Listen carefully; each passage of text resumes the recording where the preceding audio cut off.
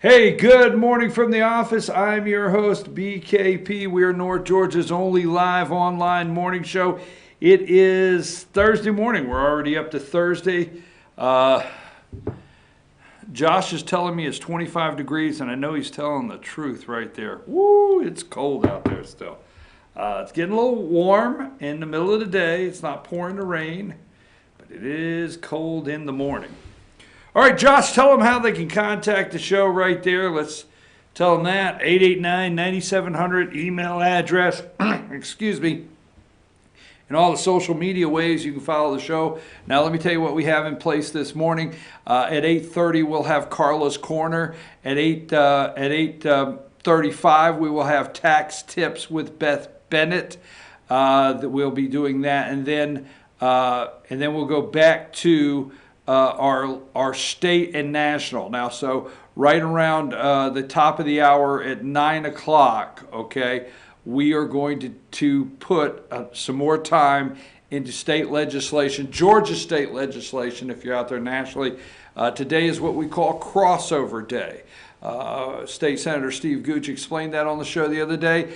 It's today. It will go up to midnight. Session will run right up to midnight tonight because a bill that's in the House that a representative wants to get passed has to move over to the Senate, has to be on the floor, voted on, and if it's a thumbs up vote, it moves over to the Senate for the last 12 days. I think there's 12 days left of the session. Same thing with the Senate. Any bill over there that they want to hopefully get to the governor's desk has to move over to the House to go into House committees.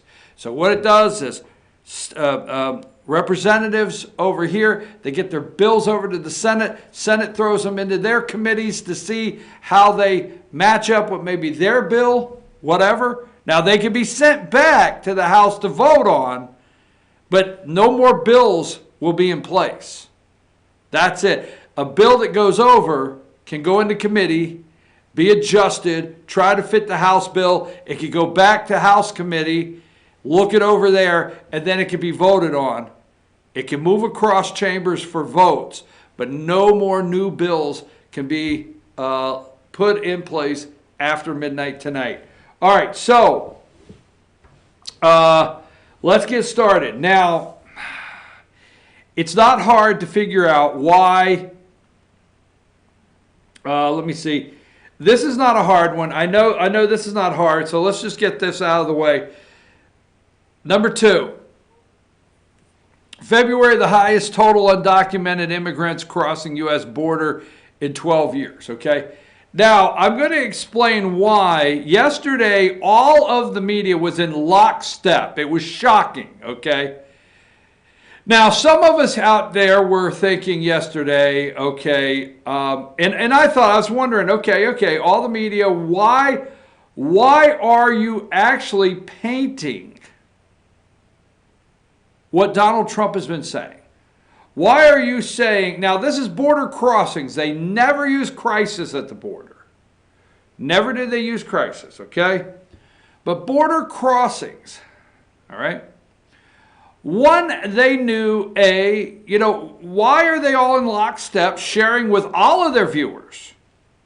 Now you remember MSNBC, CNN, ABC, even Fox News, they paint with a wide brush for their viewers. So why were they telling all of their viewers that this was happening? 1 million people this year, okay? And the highest in 12 years, all right?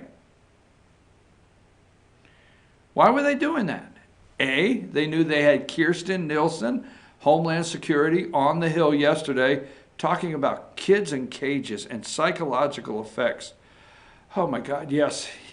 Yes, this is the country I live in now. And I do still love it, though. But why? Because this is a part of Trump's failures. Anytime the media does something, or what they're claiming to be Trump's failures, anytime the media does something, and it almost, look, this is your little lesson of the day. Anytime the media does something, and it almost looks like they are painting the picture and actually explaining what Trump has been saying. I mean, yesterday you would have come away with thinking to yourself, man, all right? You would have come away, and I'm looking for something here, thinking to yourself, wait a minute.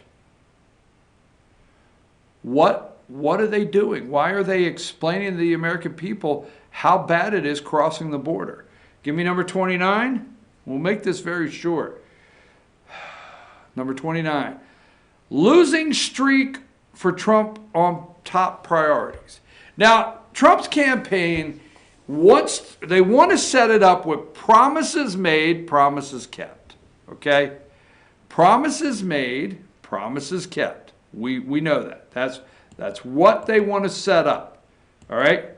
And let me give you one more, because we're going to come back at 9 o'clock and get into this. Okay? Number 19, okay, Department of Homeland Security telling yesterday on the Hill that 1 million illegal arrivals expected in 2019. All right, and I got one right here that I want to get up before. Okay, right here. Go to number 8. Okay, U.S. trade deficit worst in decades. CNN and MSNBC, worst in decades. All right. Number 3, this is MSNBC, 5:01 a.m. Central Time, right out of the box. They start right out of the box.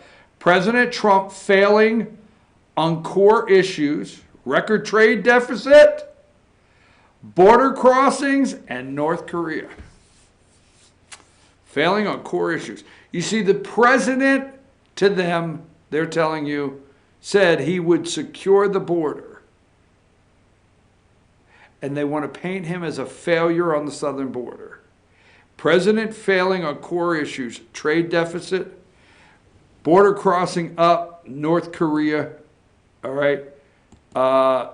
And here's the one. I have one here I want to show you.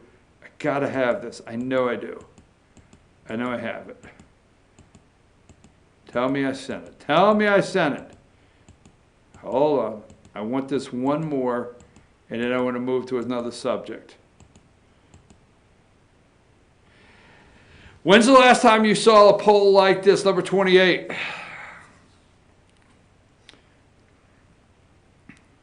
When is the last time? U.S. trade deficit in 2018, $891.2 billion in merchandise, largest in nation's 243-year history. They went all the way back from day one. I mean, look at the bottom of that. Largest in history of this country, period.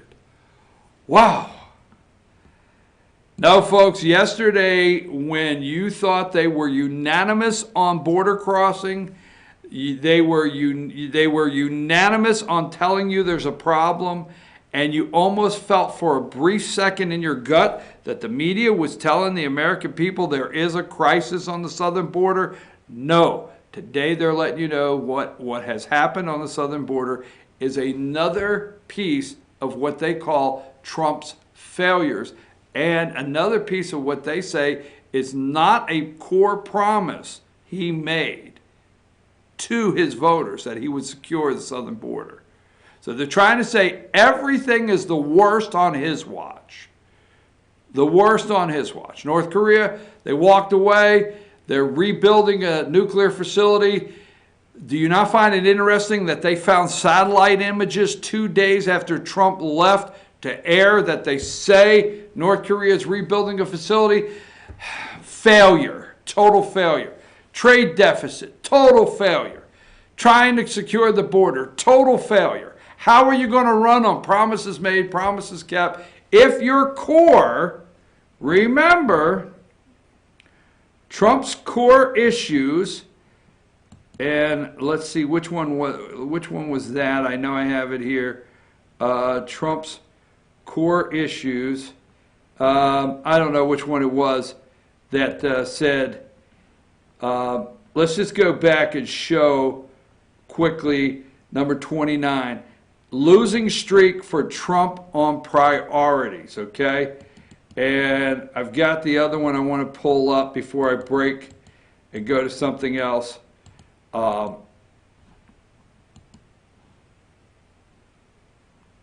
CNN. Now, MSNBC put the graphic up. MSNBC put the graphic up with the, look at what CNN did, number 7. U.S. trade deficit worst in decades. Underneath their overall deficit in goods, the worst in American history. Well, this man's making history. He's going into the books as the worst in 12 years, border crossings. On his watch, Obama had the border under control. Obama was slowly letting them in and putting them in pot, but you didn't see it. Worst. Failure in North Korea. Now he's the worst in history on this trade deficit. Absolutely the worst. I want to put this up. Hang tight, hang tight, hang tight. Give me number.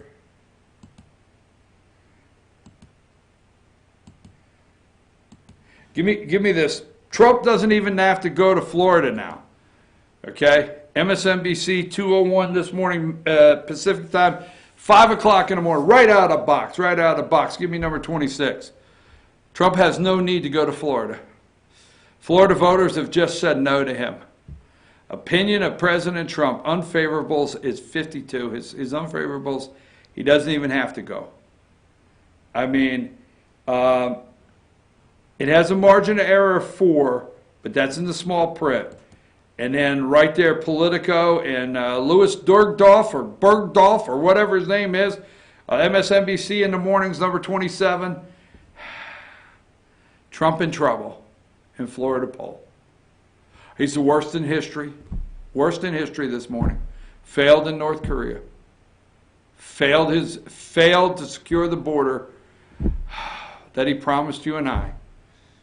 And now he's in big trouble in Florida.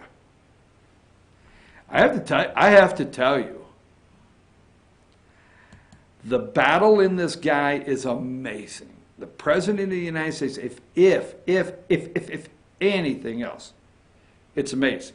Now, here's the reason I bring this up, because anytime you see the media do something, and for 1 minute, I just want to say, if you accidentally for 1 minute think, I wonder, if they're actually going to break over here and tell the truth. And we're going to talk about the immigration at 9 o'clock and Kirsten Nielsen. We're going to talk about that at the cages. Oh my God, the damn kids in cages. Oh, I'm not supposed to say bad words on Wednesday. I promised. I promised my first half hour I'd try to keep it cool because there could be kids tuned in. But those kids in cages and the psychological effect, we're going to talk about that. Don't you wish they cared just enough? Oh, I got to go there just a second. We'll do it at 9 o'clock. Give me number 22. Mr. Thompson. Don't you use cages for children? Are those kids still in cages down there? That's what I want to know. Are they in cages? And then let's go to number 23. Slotkin. Representative Slotkin in Michigan. She's a newbie. She has another newbie next to her. These are a couple of newbies. They're newbies. They just got there. Just got sworn in. You see the little milk on their whiskers? They're newbies. Are you really, have you read any of the documentation? Have you read any of the psychological reports of separating these children and the devastation for years? Have you read any of those reports? Please tell me what it's like separating those kids. Have you read the site? It's just damaging their... Folks, don't you wish they cared about our kids and the drugs and the reason these parents are failing? Our parents are failing our children in these drugs are terrible, and they have to take kids into custody. We have the government raising our kids, grandma raising our kids, people raising our kids because let's worry about ours. No, the psychological have you. Anyhow, we'll get into that later, as I have told you. So let's go to this. Now, I didn't say anything. Easy. I didn't say anything on day one. Because you know I watch all the Sunday morning shows, and I want to hear what direction they're going. So on is it February 24th? Just a couple weeks ago. What was it? February, was it?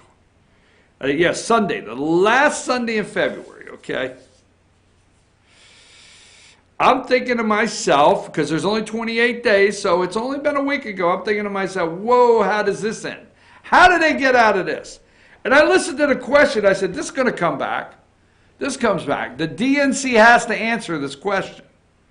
And the only reason I'm doing this story right now is not as a Fox defender.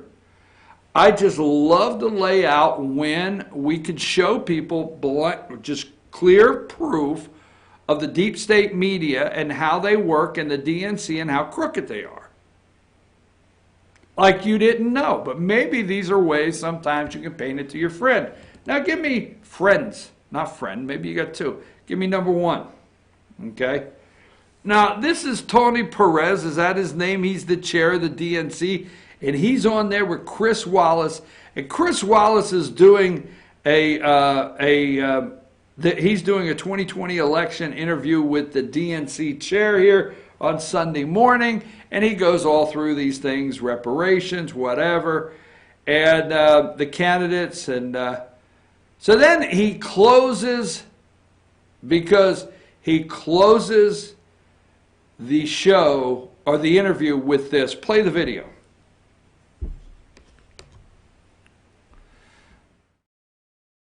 Sure we get it right. We have an embarrassment of riches, quite frankly. Finally, you have scheduled 12 Democratic debates, 6 this year, end of this year, 6 the beginning of next year. Will Fox News get at least one of the 2020 Democratic presidential debates? We haven't made that decision yet. We have made the decision on the first 2 debates, and what we're doing in the first 2 debates, Chris, is unprecedented. 2 nights, making sure we have random draw, and here's our goal. You know, it would also be unprecedented, giving us a debate. Well, we'll see about that. But here's my number one goal. My number one goal is to make sure that everyone gets a fair shake. If we have 16 people in the race, 15 aren't going to make it to the mountaintop. My job is to make sure that everyone and their supporters feels like their candidate got a fair shake. And then my other job is to make sure that whoever wins has an infrastructure that will enable them to thrive. And that's why I enjoy coming here, talking to you, talking to your viewers about our vision of a Democratic Party, of a nation, frankly, that works for everyone. Well, we welcome you. Thank you so much for joining us, Chairman Always Perez. a pleasure. Please come back, sir. My pleasure. Look forward to it. Okay, so I watched that, and that is on the 24th, okay? That's on the 24th, all right, of February. The minute that was over, Perez gets out of there, and he says, how do I get out of this? How do I get out of this? And I knew the minute. I mean, I'm watching that. I knew the minute. I said, you know, Fox is not getting a debate, and let's see how he gets out of this. And so I didn't come into the show and start saying, well, you know, Fox wants a debate. I didn't see it a big deal, and we know the DNC is not going to let Fox have a debate. You know, so I didn't go down that road, but I knew from that minute right there, they had to go out there and figure out how to get something to say Fox should not get a debate. So on March 4th, okay, so they go out of there, they got about a week to set this up, and they say, who's going to run with this? So they find these things in these unique times, just in time, right? It's not like whoever these sources are. It's not like the people that have come forward didn't know this last week, didn't know this 2 weeks ago, 3 weeks ago. And this is where, you know, this is my favorite thing to do, is to study how corrupt the media is. So whoever these people are, that have this Fox News information. They knew it a year ago. They knew it 2 years ago. But it seems interesting that the deep state media always finds these nice little sources at the most opportune times. This one being after Perez has asked the chair of the DNC, will Fox News get a debate from Chris Wallace? And he's, we've decided the first two. It's undecided. We don't know, blah, blah, blah. So they got to go out there and figure out a good reason. They can't just say we're not going to give a debate to Fox News. Now, that's not going to work, because whether you like it or not, Fox News has some Democrat viewers. Fox News has probably the largest independent block of viewers that claim to be independents or identify themselves as independents. Largest block. So they got to be careful, because Fox News viewers, they are voters, and they can get some voters from Fox News. Okay? That being said, they can't just say we're not going to give Fox a debate. They have to come up with a reason to try to sound legit on why they can't let Fox News have a debate. A pair of Fox, this is March 4th, okay, this is March 4th, so they started earlier in the week.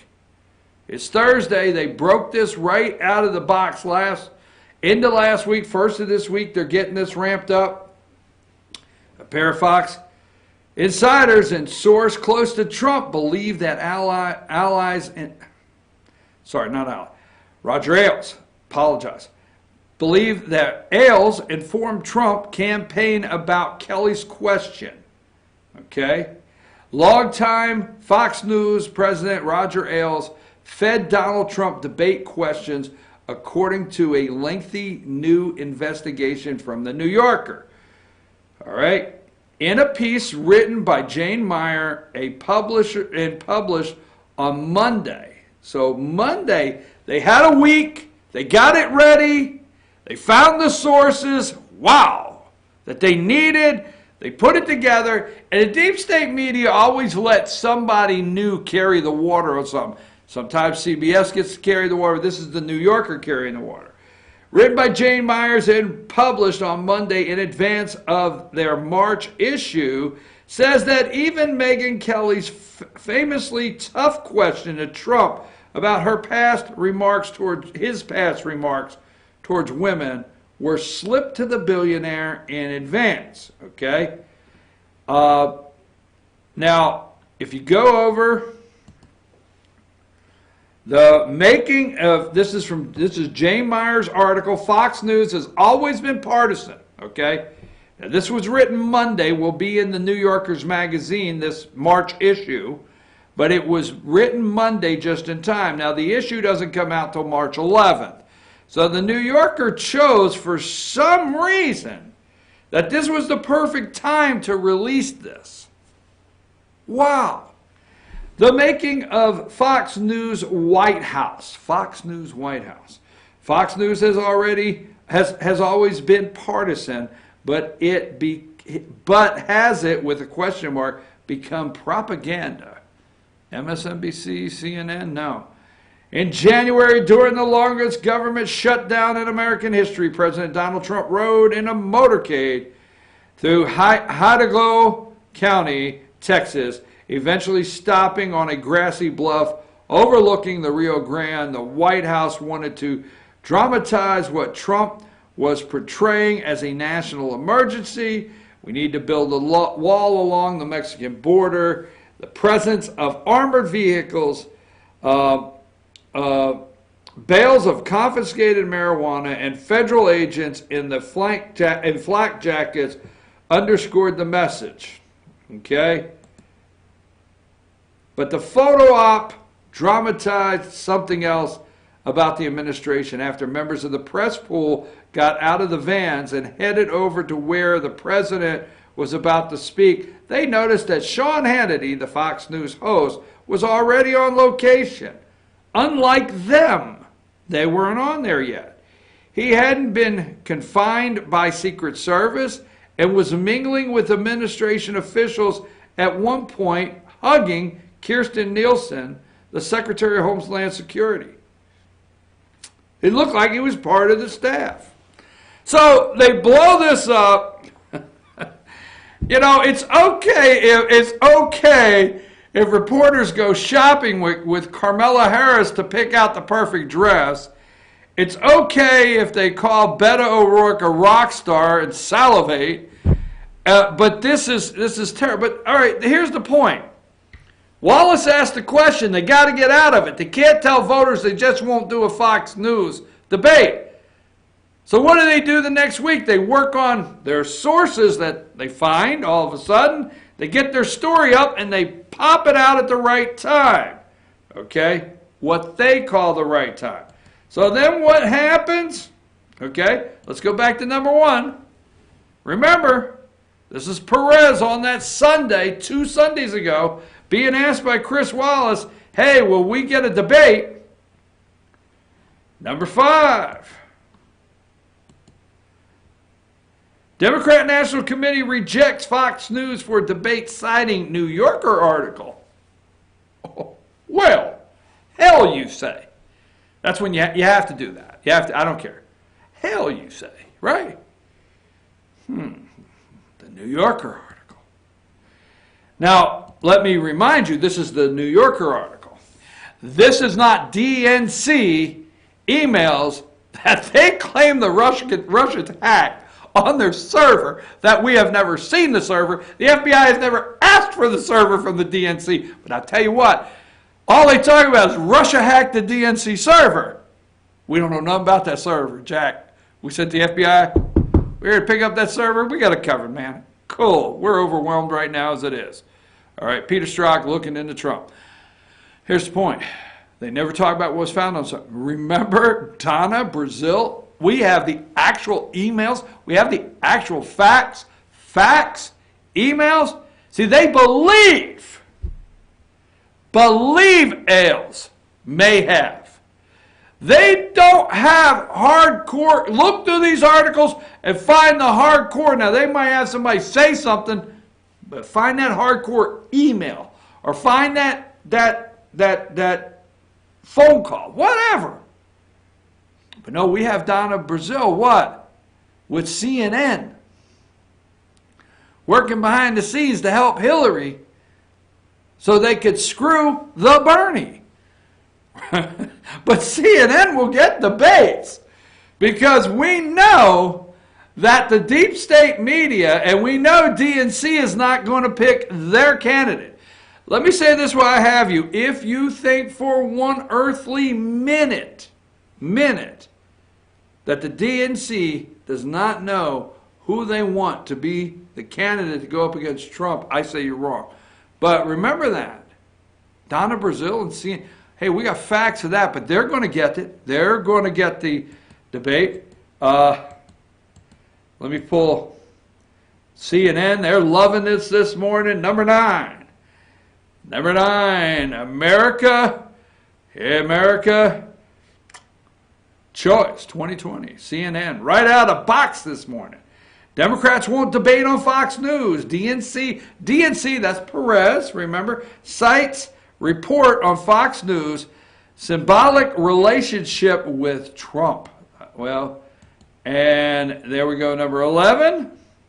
There's Perez, okay. And number 12, CNN, oh, they're loving it this morning, man. Loving every minute of it. And number 12, Fox News. Democrats won't debate. All right. And Democrats won't debate. Let me make sure. And then Trump said, hey, you know what? Here's what we're going to do. President of the United States. Number 10. Democrats just blocked Fox News from holding a debate. Good. Then I think I'll do the same thing with the fake news networks and the radical left Democrats in the general election debates. CNN, how do we know? How do we know CNN will not feed questions in their debate to Beto or whoever it may be? Because we have proof. Interesting. Deep state media, I tell you, it's getting easy. It's getting so easy Now, I don't want to say it was ever hard for me. I mean, I tell you, I woke up with this gift of being able to read between the lines of the BS from the deep state media. I'm just joking around. Relax, okay? But it's getting so easy to watch them lay out their criminal activity. I'm your host, BKP. We'll be back right after these messages. Take us to break, Josh.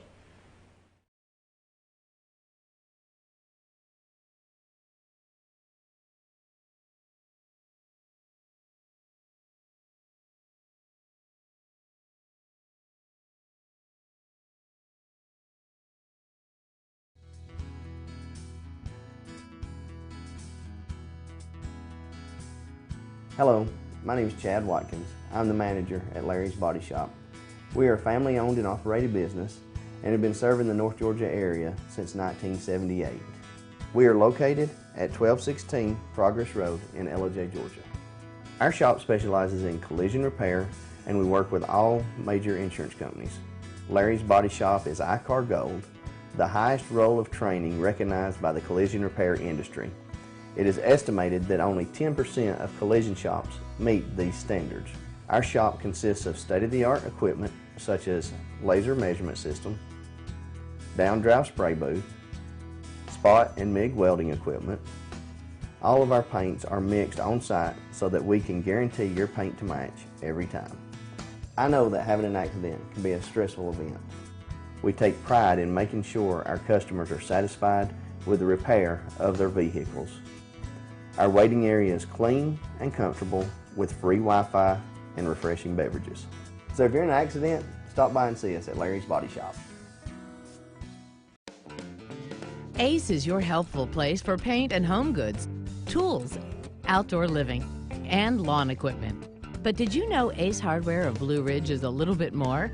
We have hunting rifles and accessories for your next hunting trip. We have Amish furniture imported directly from Ohio. And we have Ace Custom Woodworks for all your custom wood project needs from cabinets to artwork. Ace Hardware of Blue Ridge, we have your new house in stock. North Georgia Diamond is your source for diamonds. Come on in to view the area's largest selection of fine jewelry at North Georgia Diamond.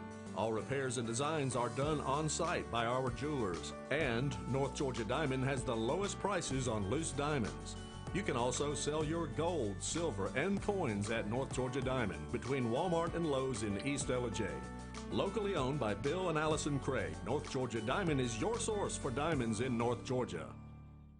Better days ahead. It's truck season at Days Chevrolet in Jasper, and that means it's time to haul home a payload of savings. Now save up to $6,700 off new Chevy Colorados at Days, or save up to $10,000 off new Chevy Silverado 1500 crew cabs. If Chevy makes the truck, we've got it, and you're going to save big during truck season. Going on right now at Days Chevrolet in Jasper, where new Chevy trucks cost less. Better days ahead, Days Chevrolet. Find new roads.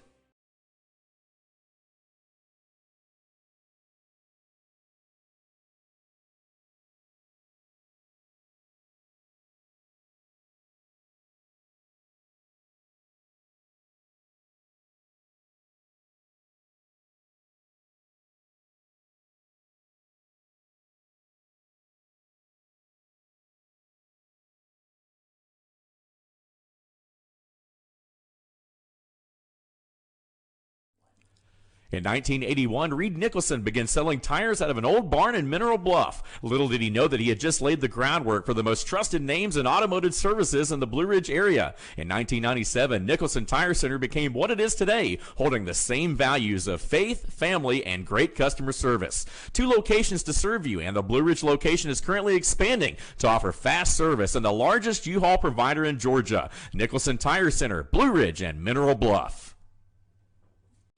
Hi, I'm Rhonda the Mattress Lady, and this is my husband Gary, owners of Mattress Overstocked in LJ next to Walmart. And we want to earn your business. From the time you walk in our door to the time we deliver your new mattress to your door, you will see the difference. Our selection and prices are the best in North Georgia, and customer service is our top priority. So y'all come on in and let us help you find the right mattress at the right price. That's Mattress Overstocked in LJ next to Walmart. Circuit World, with multiple locations to serve you in Murphy and Franklin, North Carolina, Blairsville, Blue Ridge, and Ellijay, Georgia. Locally owned and operated since 1985. Appliances, electronics, and furniture. Name brand products like LG, Samsung, Dell, Whirlpool, Ashley, Catnapper, and more. No credit check, only 10% down on furniture, and only $10 down on any new lease purchase. Mention FYN10 for your special deal today at Circuit World. Do you feel like healthcare has become too impersonal? 3 times an hour, I'll get you in, I'll get you out. At Lifetime Medical Center, you're more than a number. We get to know you, not just your medical issues. Dr. Alana Kent is board certified in family practice and offers same-day appointments. She and her staff treat conditions from minor to chronic issues. Lifetime Medical Center, convenient to Jasper and Blue Ridge. This may sting a little. Welcome to Mountain Valley Motors. Chrysler, Dodge, Jeep, Ram, and Fiat vehicles available, plus a wide selection of quality used vehicles. Located at 7535 Appalachian Highway in Blue Ridge, we treat the needs of each individual customer with paramount concern. We know that you have high expectations, and as a car dealer, we enjoy the challenge of meeting and exceeding those standards each and every time. Allow us to demonstrate our commitment to excellence. Our experienced sales staff is eager to share its knowledge and enthusiasm with you. We encourage you to browse our online inventory, schedule a test drive, and investigate financing options. Visit us online or call us at 706-516-1053.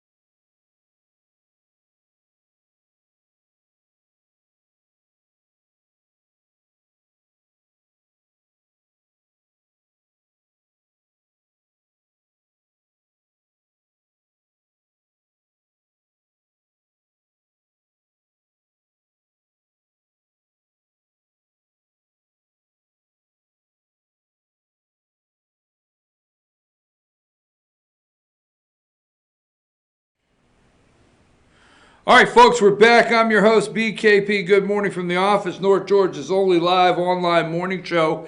If you tune in on Thursdays, we apologize. Thursdays, Carla is not able to make it in this morning, she's just not able to be here this morning. We thought she would be here, and something changed, so we apologize. So if you usually tune in, okay, on Thursdays at 8:30 for Carla's Corner, she's not able to be here today. So I'm going to power through, and just so you know, those Carla Corner viewers with my regular show. Some of you may stay. I think you should stay. I think you should stay and just check it out. But anyhow, we apologize that Carla's not able to be with us this morning, and we weren't able to announce it sooner. But we will have tax tips with Beth Bennett at 9 o'clock. So it's 8:40 here. I've got 20 minutes before tax tips with Beth Bennett, and we're going to get back to some state issues. Now, Josh, not knowing Carla wasn't going to be able to be here till the break, I I am prepared. I have a lot of information. There's just not a day goes by that I don't have enough information to do 2 hours work. But let's go to this. First, tell people how they can get in touch with the show. Right there you go. That's our phone number, our social media, all the ways you can follow us on social media, and chief@fetchernews.com. Number 25, I think all of us today are just, hurting a little more and thinking about this guy here, Alex Trebek, cancer diagnosis. Jeopardy, and let's just say it, the guy that hosts the game show Jeopardy, that we cannot answer over 25% of the questions. We're lucky if we get 25% of the questions, and I don't care who is out there bragging of how well you do on Jeopardy. The truth is, this is the guy that hosts the game show that asks questions that we normally would not sit through, that we attempt to answer, okay? And then we watch these people try to answer these questions and make thousands of dollars, hopefully win thousands of dollars. So Trebek announced yesterday his cancer diagnosis, and we wish him well, and he says he's determined to battle this, okay? Now, let's get to number 19. Kirsten Nielsen, okay, and we're going to get the audio for this when we come back. Kirsten Nielsen, yesterday, she went to Congress, okay? And I'm not going to say that it's, I like seeing young people get involved, okay? Now, I want to be careful here. I don't want to be a hypocrite. I get tired of seeing in the Senate, we're going to have a major turnover soon. If you go in our U.S. Senate and a lot of our Congress here, you go in our Congress, but you take the U.S. Senate, and you go 65 and older. In fact, I want to do that math today. 65 and older. And you look at how many senators are 65 and older. We have a massive change coming in our Senate. We never talk about that. There's a massive change coming in our Senate. Either they're going to die, sorry, because that seems to be the only way they leave, whether you like me or not saying that. I mean, Dianne Feinstein's what, 82? Is she 82? I mean, just won re-election, another 6 years. I do think, without looking, I don't have it up, but you look it up, I think Feinstein will be 90. I'm serious. Now, you're going to stay Strom Thurmond of South Carolina. I understand, but I think she's going to be around 90. Chuck Grassley is leaving. I think he's gone, but he's like 82. He finishes his term, he's gone. So what I'm saying is, we are going to have an enormous shift in this country within the next 10 years. They're both 85? Wow, Josh told me they're both 85. So Grassley's going home at 85. Feinstein will be 91. Yes, 6-year term. 91 when she finishes up. Anyhow, the point is we are getting ready to make a major shift in our Senate, okay, whether it be Republican or Democrat, and a major shift in the House when it comes to age, okay? And sure, so what I don't want to be is a hypocrite saying I don't want young people, but, to serve. But Kirsten Nielsen goes up there yesterday, and, she's accused of lying for the administration. I mean, it is so disgraceful. All right, she's accused of lying for the administration. She goes up there to say, hey, we're going to have 1 million illegals arrive, okay, expected in 2019. All right? Now, here is something that they won't run on the news. They won't run on the news.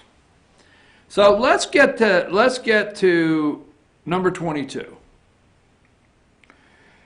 Now, this is Mr. Thompson, Democrat Mr. Thompson. Mr. Thompson said, I watched this video.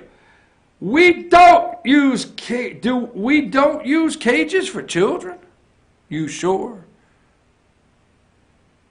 He just pounded, oh, the kids in cages. Are they in cages? You know what? Let me just let Mr. Thompson know they're detention centers. We detain them. Whether you like it or not, we are going to detain them. Those centers detained have a perimeter of fencing around them. They are detained, Mr. Thompson. And they're not detained in cages. Because I'm going to tell you, I'm going to ask you out there. When you hear cage, do you not hear of a small defined area that a kid was found in a cage, a dog was left in a cage, a gorilla's in the cage at the zoo? Do you not define a cage as an area that is constrictive? Now, I understand detention centers, okay, they look like you want to call them a cage, go ahead. But you know what you're doing when you yell cage, okay? You know what you're doing. And it's taking children from their parents. So this guy yells cages. No, she said, are you talking about a cage like this and your dog's in the backyard? They're even coming out and saying these are the people that don't believe the dog should be in the cage, okay? Period. But that was his MO. Now I want to move along to Slotkin, Representative Alyssa Slotkin. And Alyssa Slotkin's a Democrat from Michigan. And she was one of those that didn't know if she was going to vote for Nancy Pelosi because she promised her constituents if she was elected she wouldn't. So now this woman goes and does Slotkin, and let me tell you, she's a freshman representative. And then from Illinois, okay, she's the vice chair. Now this person, this young lady is the vice chair of Homeland Security Committee, number 24. Or did you put up, put up 23. I didn't ask you to put that up. There's 23, there's Alyssa Slotkin. Now she's going over, and she wants to know if Kirsten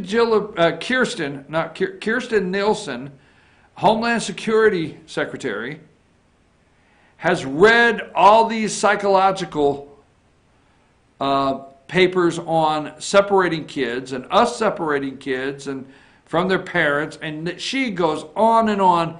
And then this one here, number 24, Lauren Underwood, Democrat, Illinois, Vice Chair of Homeland Security Committee, she doubles down on it, as she just really goes after her on do you understand how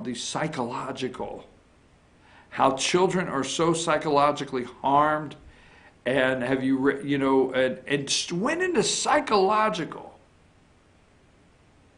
that we're hurting these children on this separation from their parents and them being in cages.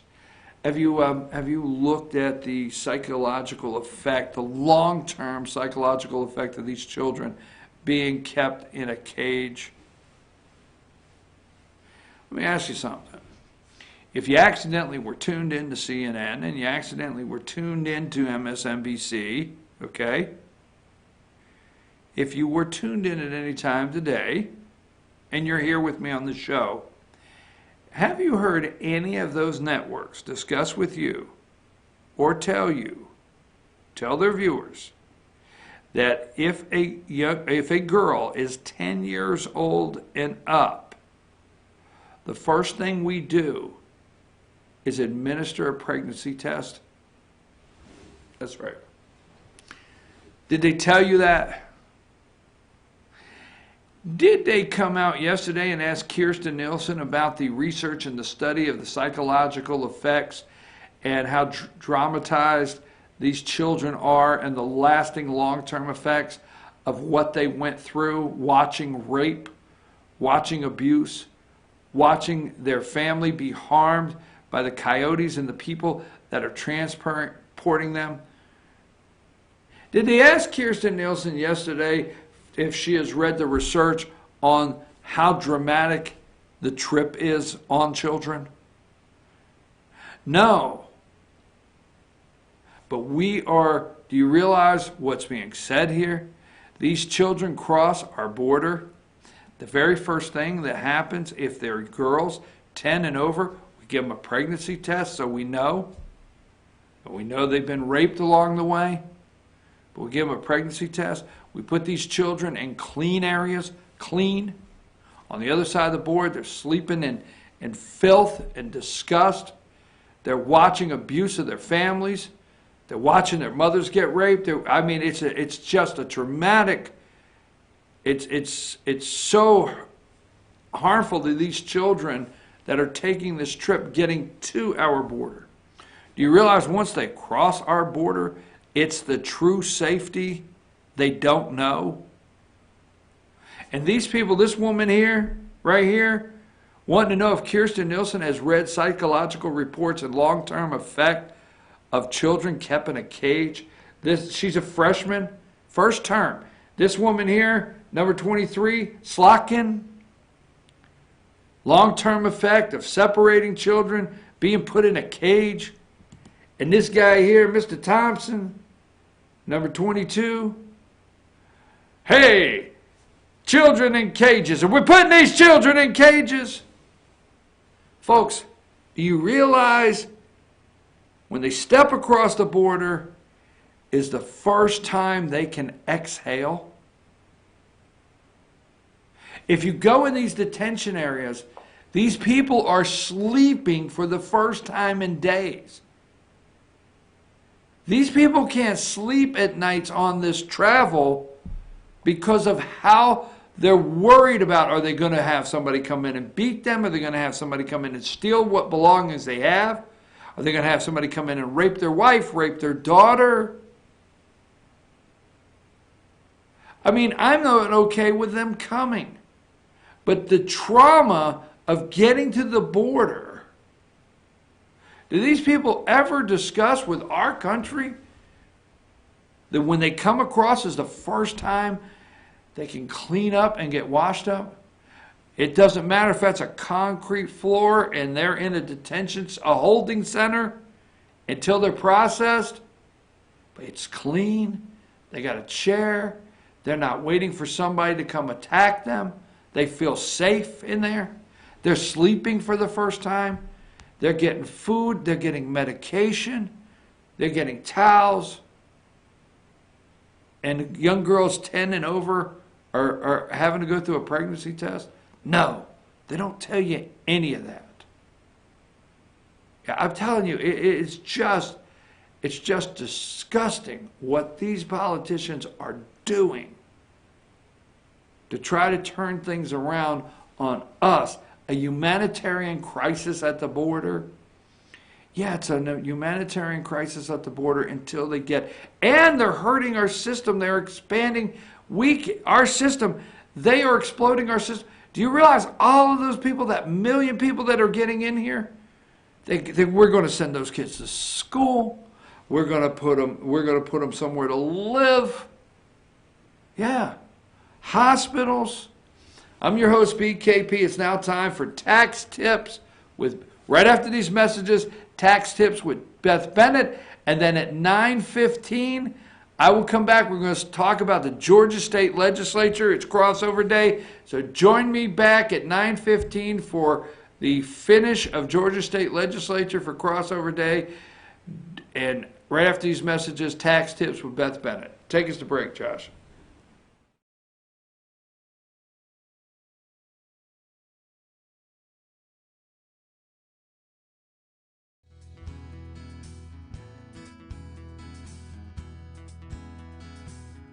Hello, my name is Chad Watkins. I'm the manager at Larry's Body Shop. We are a family-owned and operated business and have been serving the North Georgia area since 1978. We are located at 1216 Progress Road in LOJ, Georgia. Our shop specializes in collision repair and we work with all major insurance companies. Larry's Body Shop is ICAR Gold, the highest role of training recognized by the collision repair industry. It is estimated that only 10% of collision shops meet these standards.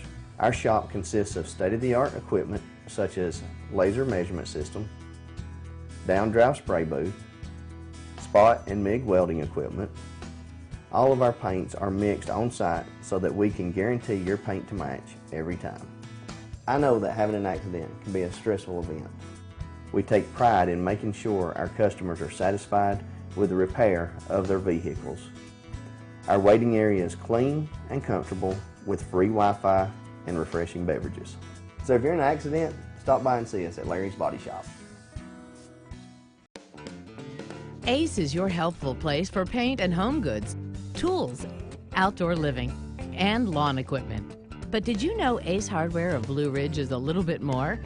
We have hunting rifles and accessories for your next hunting trip. We have Amish furniture imported directly from Ohio. And we have Ace Custom Woodworks for all your custom wood project needs, from cabinets to artwork. Ace Hardware of Blue Ridge. We have your new house in stock. North Georgia Diamond is your source for diamonds. Come on in to view the area's largest selection of fine jewelry at North Georgia Diamond. All repairs and designs are done on site by our jewelers. And North Georgia Diamond has the lowest prices on loose diamonds. You can also sell your gold, silver, and coins at North Georgia Diamond between Walmart and Lowe's in East LJ.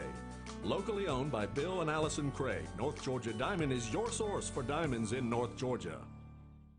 Better days ahead. It's truck season at Days Chevrolet in Jasper, and that means it's time to haul home a payload of savings. Now save up to $6,700 off new Chevy Colorados at Days, or save up to $10,000 off new Chevy Silverado 1500 crew cabs. If Chevy makes the truck, we've got it, and you're going to save big during truck season. Going on right now at Days Chevrolet in Jasper, where new Chevy trucks cost less. Better days ahead. Days Chevrolet. Find new roads.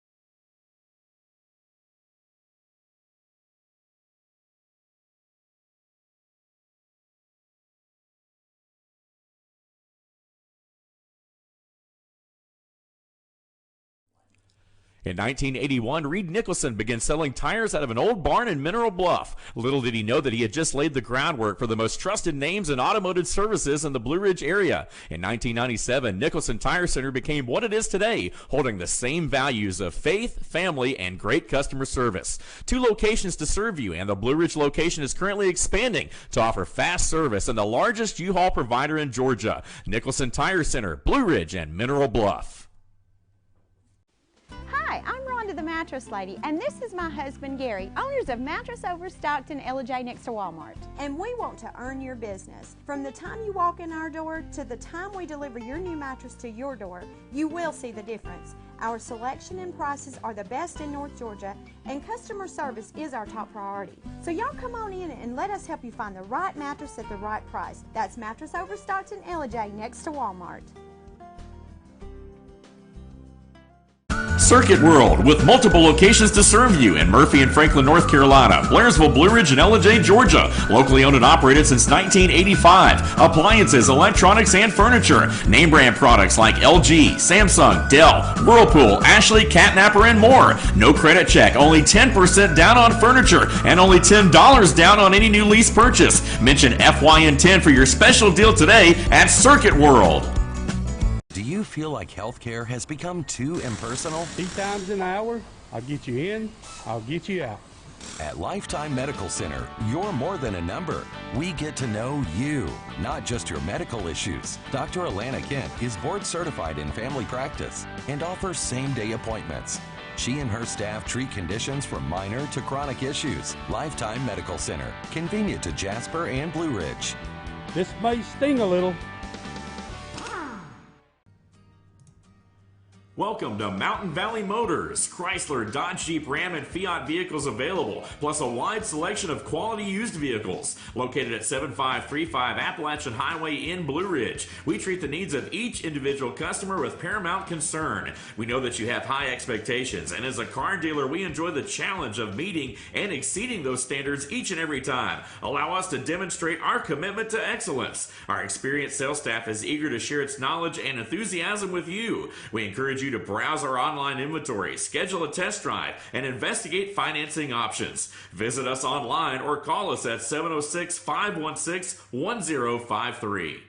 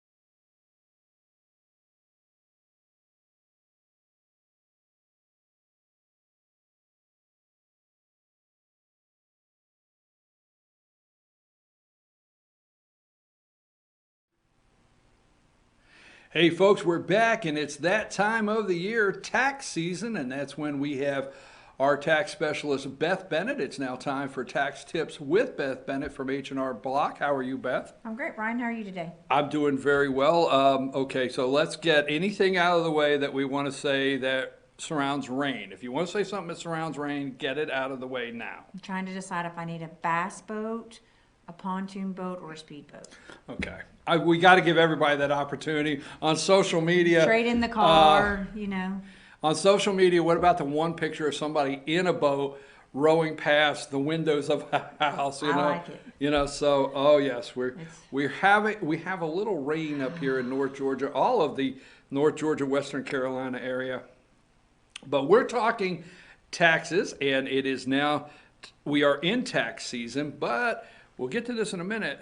Tax season is all year round, but this is filing season. This is filing season. All right, we'll go with that. What do we want to talk about today and share with our viewers? So I thought we'd talk about itemized deductions. Okay, I think it's a big misconception this year that you can't itemize, when in fact you can still itemize. We just want to make sure that it's most beneficial for you to itemize. So I thought we'd talk about some changes that came with that and why you could or shouldn't itemize. What are some of the deductions, itemized deductions, that you could take in the past that you can't, or you still can, or the number one misconceptions out there of deductions right now? So one of the big things right now is that, you know, your standard deduction practically doubled. So like last year, a married couple standard deduction was $12,600. This year that went to $24,000. So now to itemize, probably in most cases you want to beat that. So you want to have more than $24,000 or very close to $24,000 to itemize, and that be more beneficial for you on your tax return. So that's a misconception. Well, I can't itemize, but you still can. It's like, for instance, I know one tax return, the person had only $21,000 on their tax return in itemized deductions, but it still came out better for them to itemize versus taking the standard deduction because the benefits that it carried to their state return. So you got to look at everything on the tax return. You can't just look in one little spot. You can't just look 21,000 to 24. Well, that doesn't help. You got to look at the whole big picture. So keep that in mind. Look at the whole tax return. Sometimes you might lose a little bit here on your federal, but you gain enough on your state. So that's a really big deal because the state has a $3,000 personal, or not a personal, a standard deduction. So if you itemize on your federal and you get 21,000, that carries to the state. So 21,000 to 3,000, that's a huge difference, right? So you want to make sure you're looking at that. So that's one thing for the state of Georgia to look at. That's huge. Okay. Then the next is there's been several changes in itemizing this year. One big thing is moving expenses. If you moved because of a job, you can no longer take that expense. Only the military can take that. So that's a big deal now. Medical expenses, that went down to 7.5%. It's really hard to take medical expenses. Most people that get to take that have some type of very major illness. They see doctors a lot, take a lot of medications, and those expenses come above and beyond what their insurance pays for. It's really hard to meet that. Usually it's got to be something catastrophic happened in your life. So medical is not something a lot of people get to take anyway, but if you have something happen, you want to keep up with that. Like, let's just say you were in a major car wreck. And after that car wreck, you go to physical therapy for a year. And you have miles. Because, you know, we live in LJ, and sometimes we have to drive, I don't know, Canton, Marietta to go to our doctor's offices to reach those specialists. Those mileage, that mileage back and forth to therapy and doctor's offices, that's tax deductible. So, if you have, and I don't know how many people are aware of that. So because, you know, we're in North Georgia and we have some great medical care here, but we don't have all of the facilities that we need in North Georgia. So when you have something, whether it's rehabilitation or continuing surgeries, and it's something with, you know, a neurologist or something like that, you may be traveling to Atlanta 3 times a month. Correct. And you need to be aware when you go to these appointments based on health care, that is deductible. Mm-hmm. Interesting. Okay, because I think a lot of people, I for one did not realize if I just have a doctor's appointment for some reason, but if I have continuing care on something. Right, if you're just going, you know, a couple times a year, it's Right. not going to benefit But you. if You're not it's going to have something enough. where I have to go, you know, 3 times a month to Atlanta, or I've got to go to Gainesville or whatever twice a month for follow-up because I've gone through an accident or gone through, whether it be something medical that related, that could add up, and that's deductible. Right. Anything that comes out of pocket after taxes. So, like, you know, on my husband's pay, his insurance is through his company. Right. And they take that payment for his insurance out before taxes. So that doesn't count for us. That's not tax deductible because they didn't take it out after taxes. Okay. Right? So that's not right. tax deductible. It's pre-taxed. So, like when I pay my copay to go to the doctor, that's tax deductible, but I only go to the doctor a couple times a year. Fortunately, I don't have anything ongoing that I go to the doctor regularly, you know, and it's $30. So it doesn't add up enough. It's got to exceed 7.5% of your income before you get to take it. See why I said it's really hard to meet that. So medical's a pretty hard one to meet. Let me ask you one other question before we close this morning. Excuse my cough. One other question before we close. Now, I haven't seen any articles basically this week, but for the past month there's been several articles that some refunds are smaller this year. Some people are receiving smaller refunds and they don't know why. What is the reasoning, or are you seeing smaller refunds this year? We are seeing smaller refunds for people, and the biggest part of that is because, and we talked about it last year, I talked about it a whole bunch last year, and I talked about it again this year.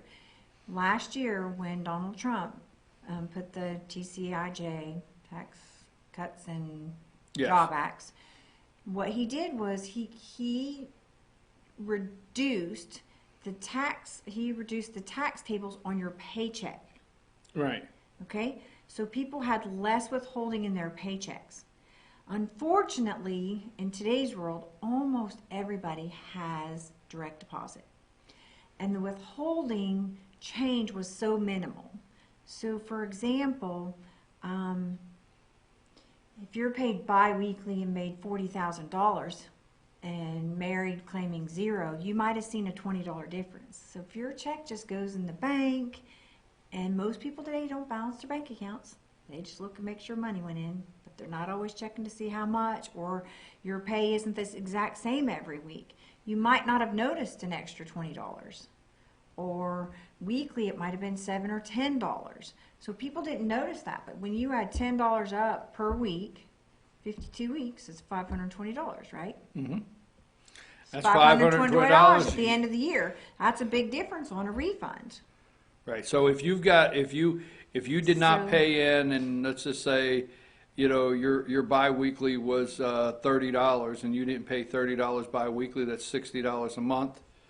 All right, average six times 12, and once you do that, you're 720. Is that 720? 6 times 12, 72. Yeah. Maybe, so, I don't know. I'm just yeah, that wasn't my strong point. I calculated. So a lot of say, people would see an $800 difference this year. Okay, so that was just my guess. I said 720, but okay, Yeah. if you say 800. Yeah.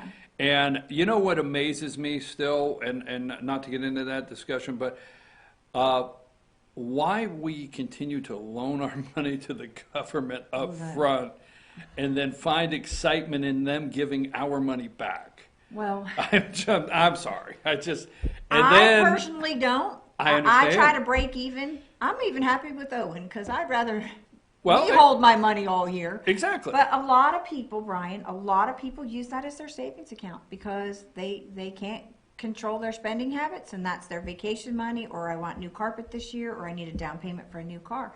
And so they come in with us and they plan, I need a refund of $2,000.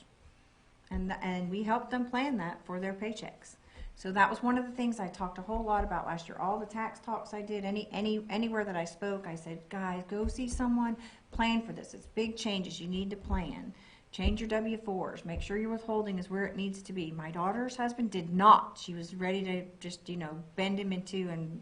We're recording this. I know. He knows. We've talked about it. Oh, we've thought. Oh. Yeah. He knows. Mike knows. She's a mean thing.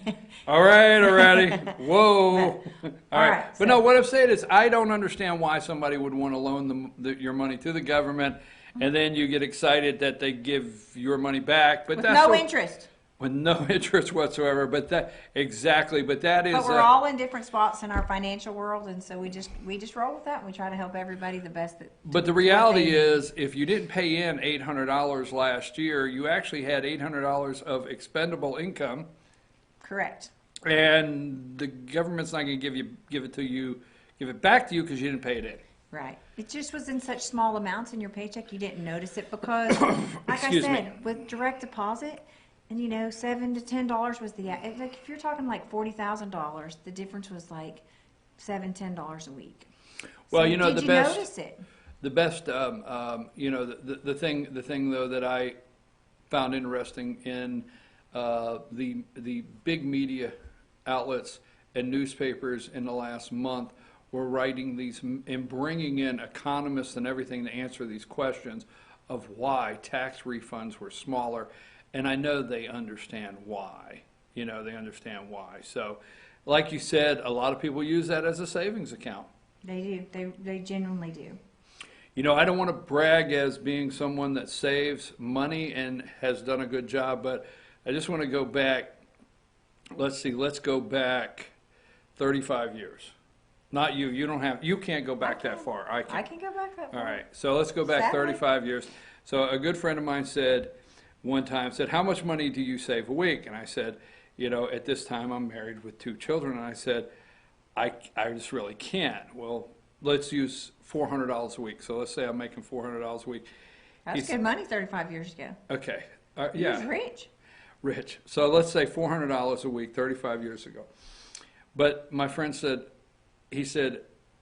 why can't you save? I said, it takes me every penny to live. He said, that's what you will always say.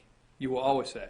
He said, so if you'll go through the bank on Friday and you will deposit $390 into your checking account and $10 in a savings account, it'll take you $390 to live and you'll be okay. So correct. Right? So that's it right. does.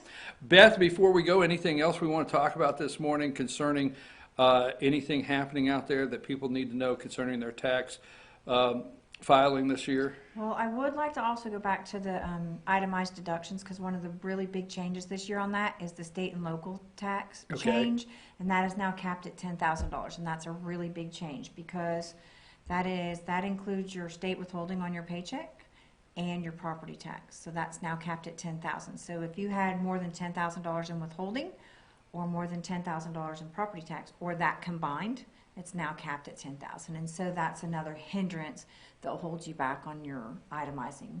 So be careful and look out for that. Folks, those are some big changes in itemized deductions, but you know, if you're wondering what can I itemize, what can I deduct, what can I do, you call Beth Bennett, H&R Block. You come and see them. Now, how many locations do you have? We have 8 locations in 6 cities. 8 locations in 6 cities, and H&R Block. And if you call them, they have hours that they operate, but at the same time, they look to work with you anyway. If you have your schedule does not work schedule doesn't allow you to get in there in their office hours, they'll set something up with you. They'll make sure everybody that calls, can I say this?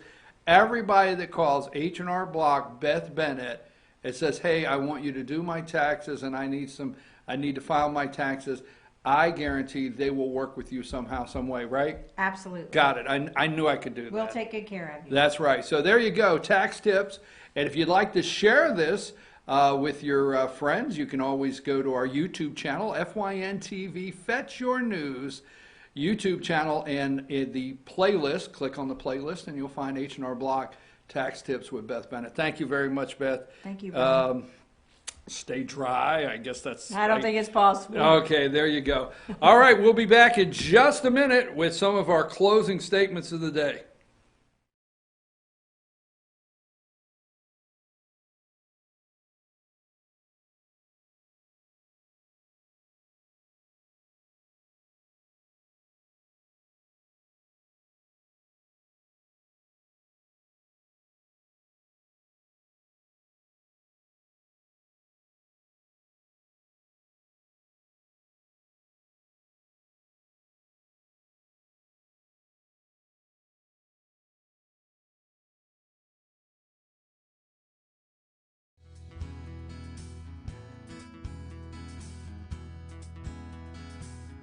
Hello, my name is Chad Watkins. I'm the manager at Larry's Body Shop. We are a family-owned and operated business and have been serving the North Georgia area since 1978. We are located at 1216 Progress Road in LOJ, Georgia.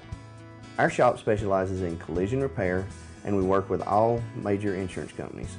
Larry's Body Shop is ICAR Gold, the highest role of training recognized by the collision repair industry.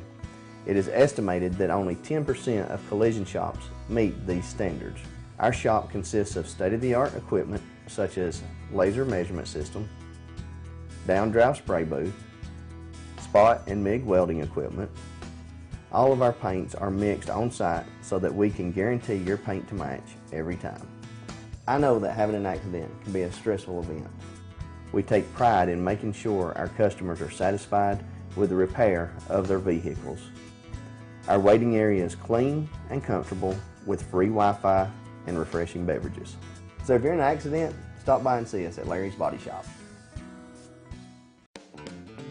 Ace is your healthful place for paint and home goods, tools, outdoor living, and lawn equipment.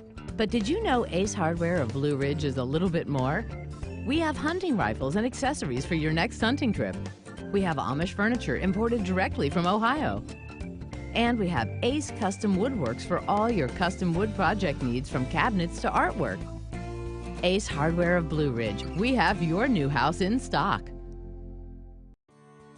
North Georgia Diamond is your source for diamonds. Come on in to view the area's largest selection of fine jewelry at North Georgia Diamond. All repairs and designs are done on site by our jewelers. And North Georgia Diamond has the lowest prices on loose diamonds. You can also sell your gold, silver, and coins at North Georgia Diamond between Walmart and Lowe's in East LJ. Locally owned by Bill and Allison Craig, North Georgia Diamond is your source for diamonds in North Georgia. Better days ahead. ahead. It's truck season at Days Chevrolet in Jasper, and that means it's time to haul home a payload of savings. Now save up to $6,700 off new Chevy Colorados at Days, or save up to $10,000 off new Chevy Silverado 1500 crew cabs. If Chevy makes the truck, we've got it, and you're going to save big during truck season. Going on right now at Days Chevrolet in Jasper, where new Chevy trucks cost less. Better days ahead. Days Chevrolet. Find new roads.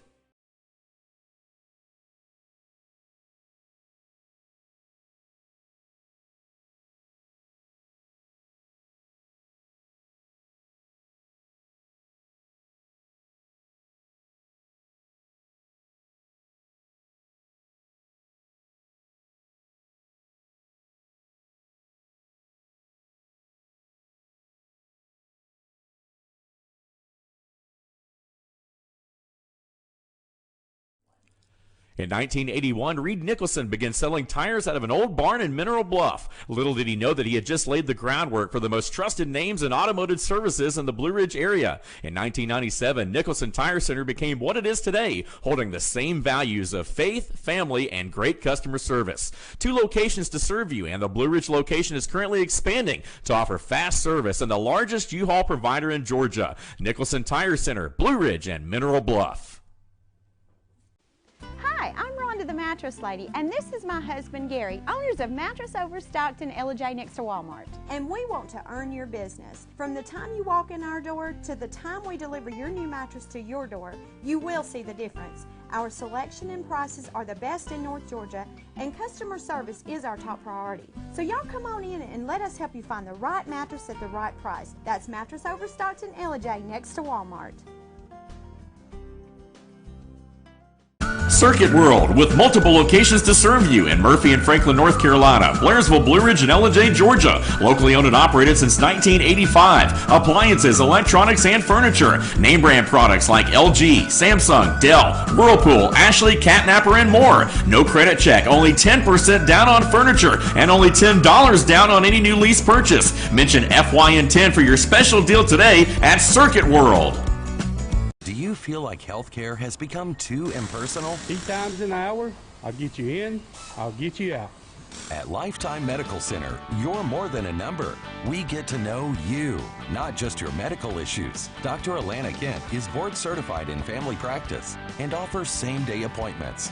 She and her staff treat conditions from minor to chronic issues. Lifetime Medical Center, convenient to Jasper and Blue Ridge. This may sting a little.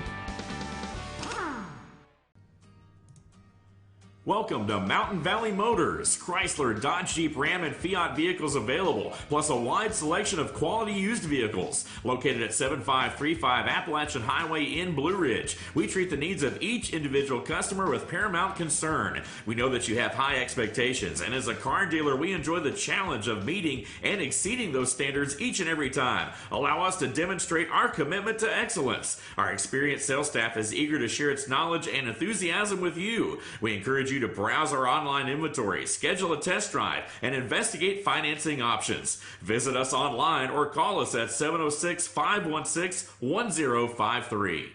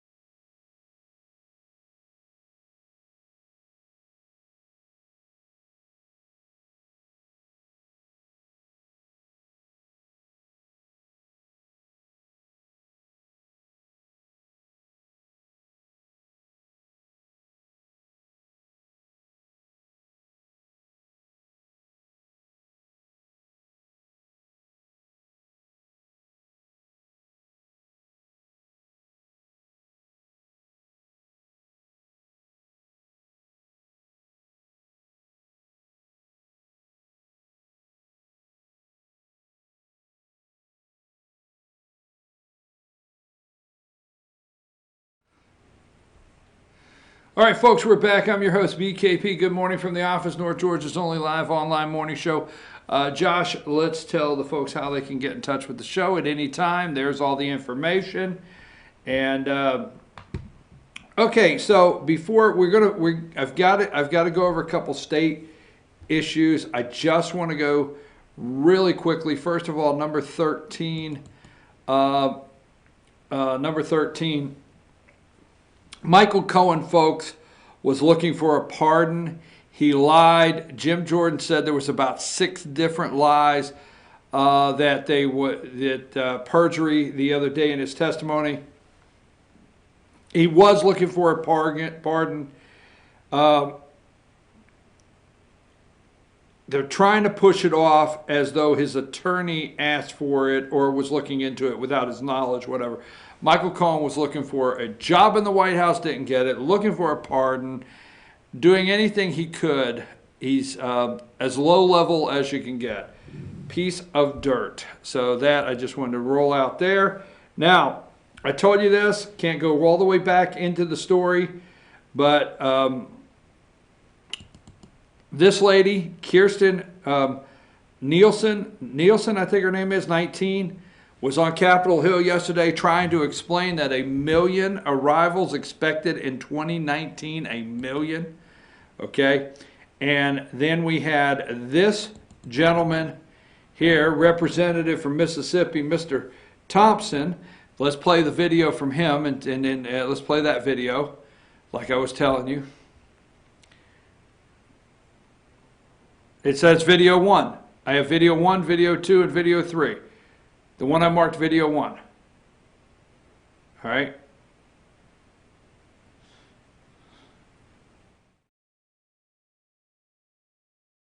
For the record, Madam Secretary, are we still using cages for children?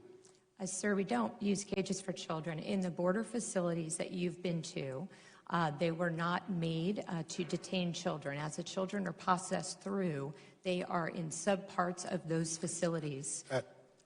Madam I don't, Secretary?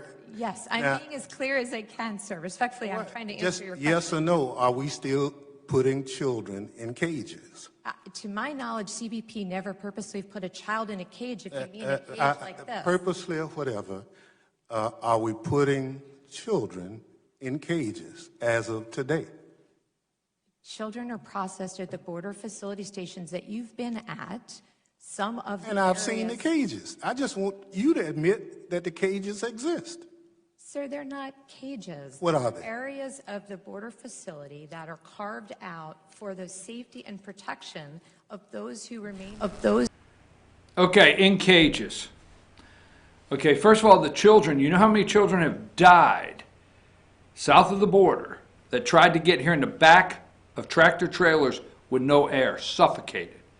They've popped the doors on some of these cargo boxes and found kids dead.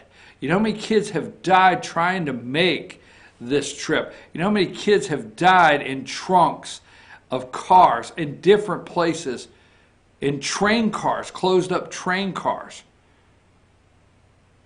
But we have a very nice facility. I'm telling you, once they cross over here, we have a very nice facility. It's a clean, it's not a cage. Okay, they're not treated like animals. They get cleaned up, food, and they finally get some sleep. So let's go, remember this other picture? Let's go to Slotkin, number 23, okay? Remember her? She's a freshman. She's number 23 there, okay? Listen to her. That's video 2.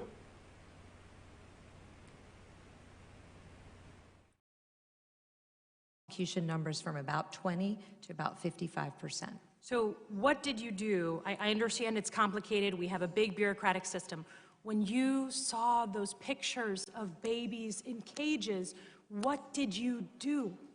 What did you do to just scream bloody murder up the chain to the president, to say, I cannot represent an agency that is forcing its border patrol to do this? What did you do? So I went to the border. I spoke to the men and women there. I looked at the facilities myself. I talked to HHS to understand and visited their facilities as well to understand the care that they provide to the children once they're in their custody. And then I spent a tremendous amount of time working with the Northern Triangle in Mexico to stop the phenomena closer to the source, to help stabilize those areas so that the children and families are not traveling here. Okay. It just feels like it potentially wasn't enough if we're still dealing with these separations. But just to be clear, we're not. We do not refer parents currently for prosecution, even when they break the law, by entering our country between ports of entry. So switching gears to the northern border. So I'm also very concerned. Our border agents do amazing things every day. We have a much higher volume of traffic of trade coming through our northern border than through our southern border. And I'm concerned about the vacancies. Have any border personnel from the northern border been moved and detailed? What did you do? Did you cry bloody murder? I mean, was your heart not broken seeing these kids in cages? They're not in cages. Did you not yell all the way up to the president, this must stop, these kids in cages? Ma'am, they're not in cages. Are you crazy? They're not in cages. What did you do? I think I am actually the humanitarian side of the Americans we are. I was happy to see them where they're at. I knew they were away from drug cartels. I knew, because drug cartels do not care to kill little children. They don't care to kill babies. They don't care.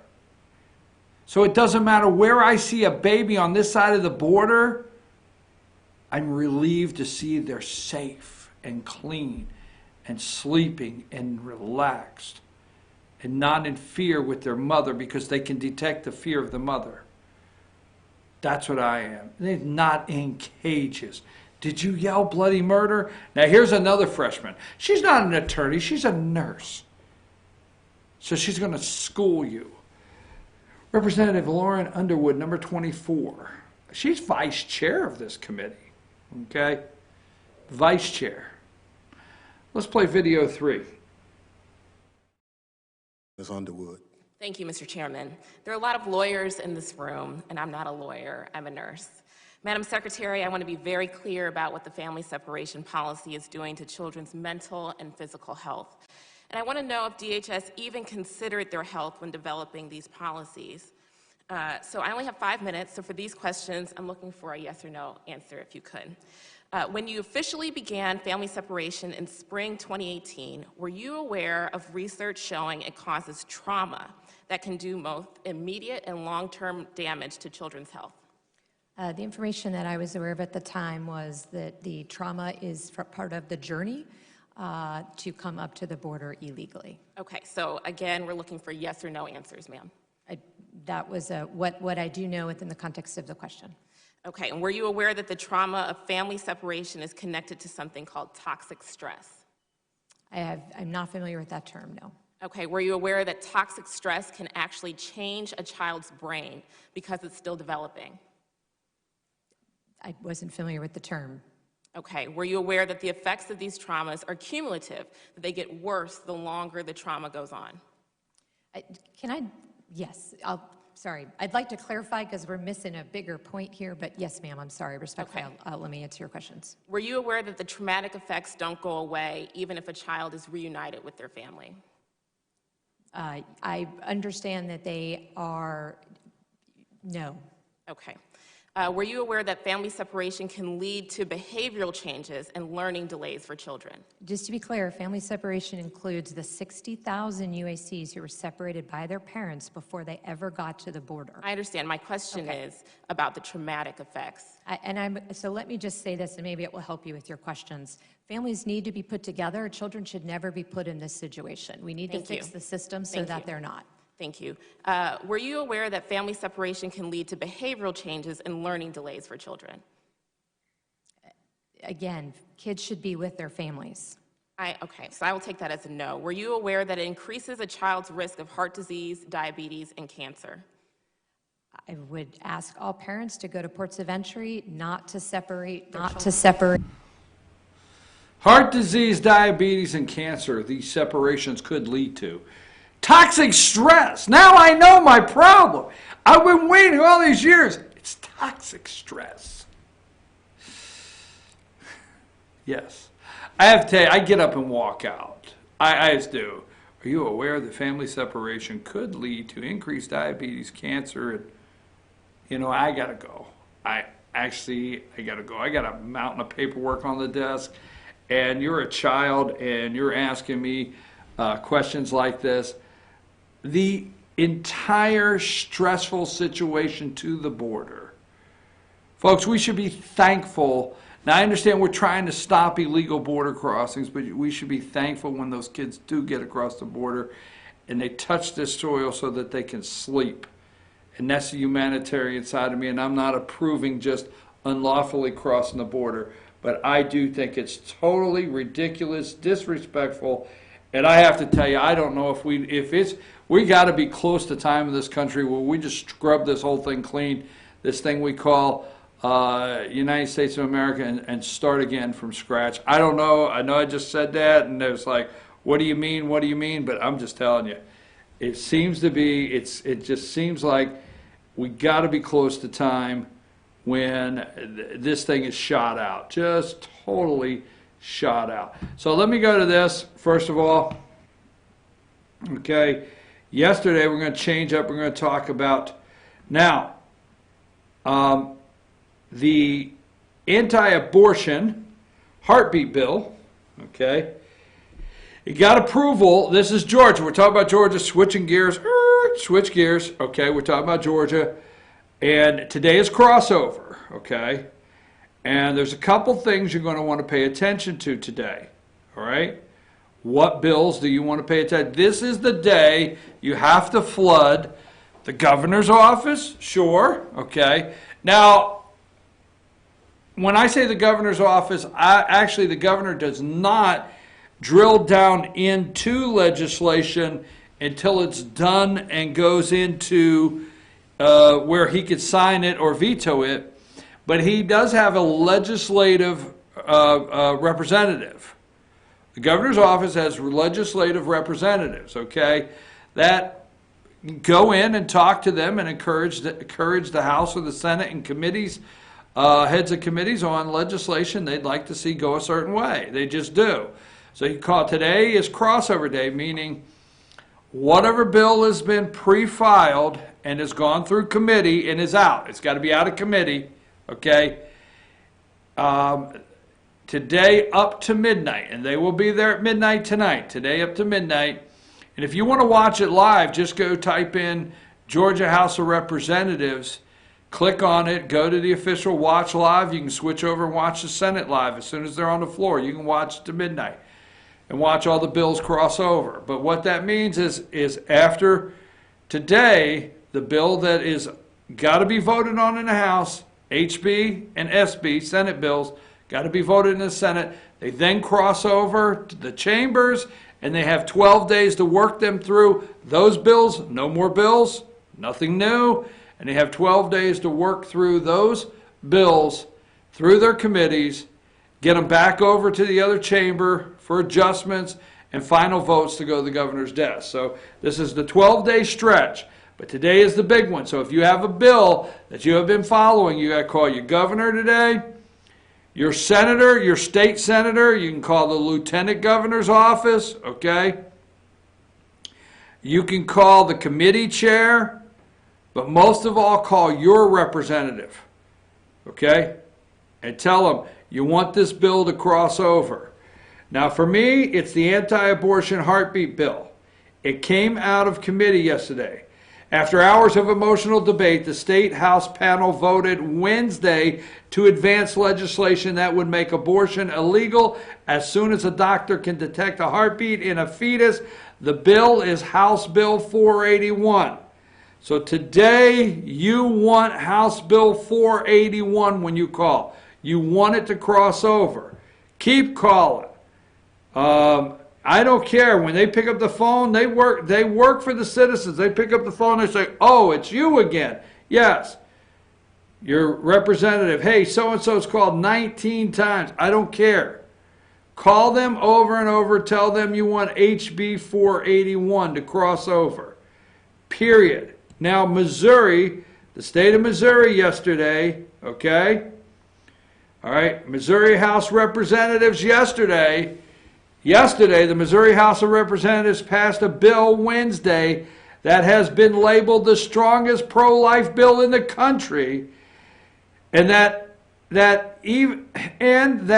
even states God is the author of life. Quote, HB, Missouri, you go.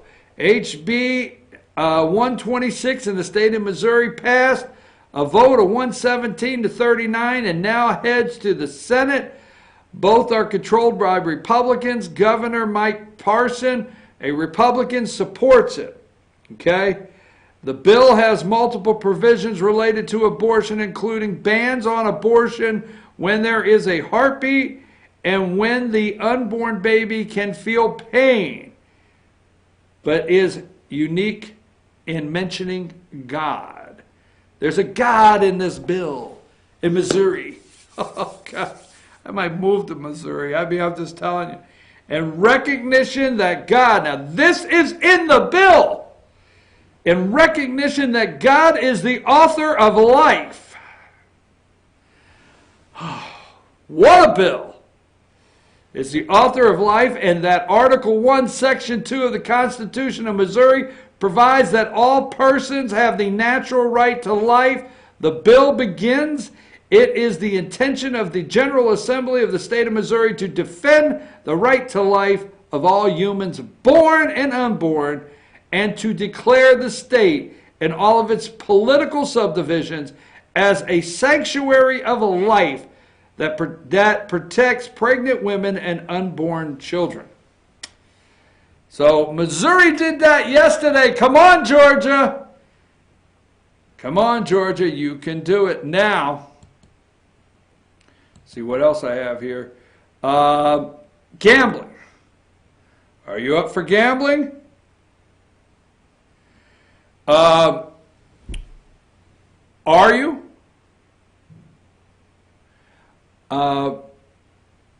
What do you say? Now, the House wants to push it out today and vote on gambling and put it on the ballot. Put it on the ballot.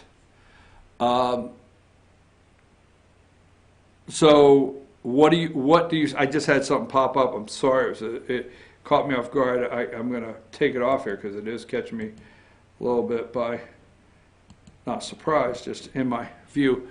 Today, gambling. Are you in favor of gambling? What is the, do you want to put it on the ballot? Do you want to vote on it? Or call your representatives in the House and say no to gambling and horse race gambling? Okay? All right. I had one here. I had an article here I was reading, and I hope it comes, I hope I get it back here. Okay, I just had it here. All right, certificate of need. We talked about it yesterday, remember? Okay, certificate of need. And I want to thank Todd Ream. There's a lot of places I get my information, but Todd Ream has a great daily page. You should subscribe to it. I want to give him a shout out. Georgia Pundit, Todd Ream, does an outstanding job at the Capitol every day, and he puts a lot of bills out here. Now, this one is on the certificate of need. Okay, we talked about it yesterday, and stay with me here. I have it here. I have it. Hold on. I just had it this morning. Please forgive me on, that's the budget, Savannah. I just had it, folks. Please don't go away on this certificate of need that I was talking about. Darn, I just had it here. All right. House Bill 198, sorry about that. House Bill 198 to reform certificate of need will receive a vote in the House today according to Georgia Health News. Okay, House Bill 198. The State House on Thursday today will consider somewhat trimmed down version of its original proposed overhaul of state's Certificate of Need, con law, it's called that. The highly anticipated vote on House Bill 198 is expected to be close. The con bill regulates how healthcare facilities function in Georgia. All right? This is bigger than people are paying attention to. If it passes, a provider must get a certificate of need from the state to proceed with a major project, such as building or expanding a medical facility and changing what services are available to patients. Leading hospitals, leading hospital groups oppose this board con revamp, saying it would hurt existing hospitals, including those in rural Georgia. Now, hospital groups say this will hurt rural Georgia hospitals. Proponents say it would spark competition, increase access to service, and reduce healthcare costs. What would happen is if this passes, it will allow for private surgical centers. We're going to call them surgical centers. All right, some of the most profitable surgeries that are done in hospitals today. Now, in rural Georgia, let me just say this to you very nicely. If you think, now, every time I talk to one of my friends, they're headed to Atlanta to something. Got to head to Atlanta. We try to have good health care in rural Georgia is necessary. And we try to get the specialists up here and things like that, but for the most part, people are headed towards Atlanta. Now, there's a lot of surgeries that can be done in North Georgia, rural Georgia hospitals, and if they lose those surgeries, it's almost game over for rural hospitals. That's the argument. You may agree with this. So what they want to do is pass this law, and then what they would be able to do is have surgical centers or private centers that don't require a certificate of need. And next thing, and don't trust me, they will not be building these surgical centers in Ellijay and Blue Ridge. They will be building these very nice surgical centers around Atlanta, and you will be driving to them. And local hospitals are afraid that that's the last straw that will hurt, okay? Now, the Senate version, the Senate has a version of the Certificate of Need. Overhaul has still without a committee vote. They haven't finished a committee vote, but the House bill is still alive, and the new version passed the House Special Committee in Healthcare Access on Friday, so it's going to a vote. The legislation also would provide more rules for the Rural Hospital Tax Credit Program. Remember, they were bragging, don't forget, they were bragging about the Rural Hospital Tax Credit Program where you could give money to rural hospitals and there's a tax credit, but there's going to be more rules, okay? Which the latest proposal maintains at $60 million rather than the $100 million, okay, number. A lot in the Certificate of Need you have to pay attention to, and I hope you will. There'll be no gun bill, okay? I told you this. Good friend of mine, I think you're a great guy, okay? I think you're a great guy. You're a good friend of mine. I just love you, man. You and I had a discussion before session. I told you there would be no gun bill this year. It's not that I don't support the Second Amendment to the highest level, okay? But I told you there'd be no gun bill, there'd be no constitutional carry, and you seem to disagree. We had a disagreement, and now as you noticed, and you even posted yesterday on your social media page, there's not going to be a gun bill. No. There's not going to be RFA. Religious liberty is not going to be there. The takeaway for Christians, I guess, we'll call it, not just Christians, that was wrong. Well, a takeaway for the religious community that is very pro-life will be the heartbeat bill. And I'm going to tell you something. If we do not pass a heartbeat bill in Georgia, and they're passing it in Ohio and Missouri and all these other states, folks, it's game over for these people calling themselves pro-life conservative Christians, Republicans. It's over. You can't stand up and say I'm Republican and I'm a Christian and I'm pro-life and I'm conservative. Another thing we got to be careful of, I'm not on the bandwagon of trying to push the economy down. I promise you I'm not. But the reality is state revenue has been down 2 months in a row. Now we're looking to see what happens in this next report. But Georgia state revenue is down 2 months in a row. And as you heard State Senator Steve Gooch say, if the third month comes in that revenue is down again in Georgia, there has to be a harder look at the Georgia state budget. Has to be, okay? So don't forget that. Must be a bigger look on the budget, because it's a $27 billion budget. $27 billion budget. And remember the other day, I'm going to give a shout out for a friend of the show. This is for D.A. King. He's been on the show many times. D.A. King. House Bill 202. Okay. All right. House Bill 202. Now, what that would do is tell us that, House Bill 202 is simple and long overdue. It requires the Georgia Department of Corrections to publish a public quarterly report on the number of non-citizens in the state prison system, okay? So you would have to do it. All this bill does, it requires the Georgia Department of Corrections to publish a public quarterly. Public quarterly. Say that 3 times fast.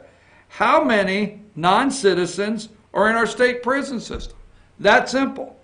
Jay Powell has it stuck. It's stuck with Jay Powell from Camilla. District 171. We are asking you to call Jay Powell's office, 404-656-5141, 404-656-5141, Jay Powell, District 71 representative in the House, and tell him, he's the chairman of the Rules Committee, and tell him we don't see a reason why quarterly that the people, the citizens of Georgia, does not have the right to know who the non-citizens, how many non-citizens and who they are that we're housing in our jails, and our taxpayer money is buying them 3 hots and a cot. I'm your host, BKP. We're going to go ahead and rush out of here. I got a lot here on this Thursday. Don't forget, tomorrow we're at Circuit World. We've got a great show lined up at Circuit World tomorrow. And we do Ask the Doc with Dr. William Whaley, the all-star political panel. We also have the North Georgia Senior Living with Jesse Barton, and then our Pet of the Week from the Humane Society. So that's tomorrow. Let me make sure I didn't miss something that I wanted to show you. Okay, 14 minutes ago, let's go with this. 29 minutes ago, the President of the United States tweeted out, okay, it was not a campaign contribution and there was no violation of the campaign finance law by me. Fake news. 15 minutes ago, the President of the United States went to Twitter and said, we are on track to apprehend more than 1 million people coming across the southern border this year. Good job by our Border Patrol and others who are working in a broken system. Can be fixed by Congress so easy and quickly if only the Dems would get on board. I'm your host, BKP. Good morning from the office. We will be back tomorrow morning with Good Morning from Circuit World in Blue Ridge. Take us out of here, Josh.